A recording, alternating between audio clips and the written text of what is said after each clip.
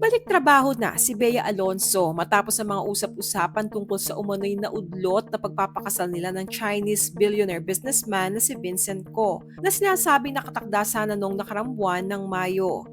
Sa mga pictures na shinare ni Bea sa Instagram na may caption na "A few randoms", isang detalye ang agad na napansin ng netizens.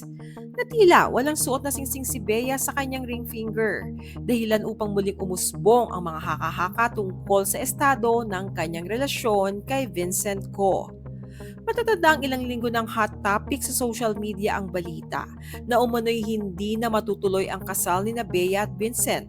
Bagamat wala pang opisyal na pahayag mula sa dalawa, marami ang nag-uugnay sa kawalan ng singsing sa daliri ng aktres bilang posibleng indikasyon na may katotohanan ang mga kumakalat na balita na canceled na ang wedding dahil umano sa prenuptial agreement.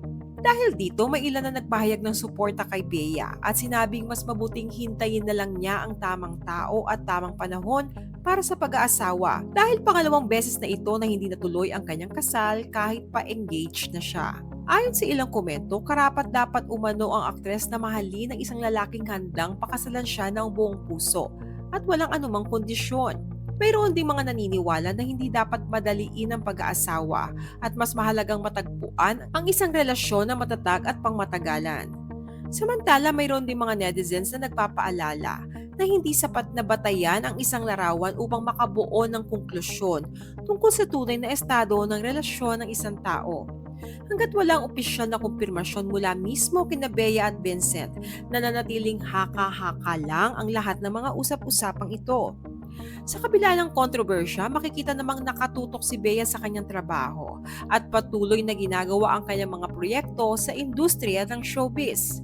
Ano nga ba ang tunay na nangyari sa pagitan ni Bea Alonso at Vincent Ko? Totoo nga kaya ang mga balitang naudlot ang kanilang kasal o isa lamang itong haka-haka ng netizens? Kayo, ano ang inyong masasabi tungkol dito?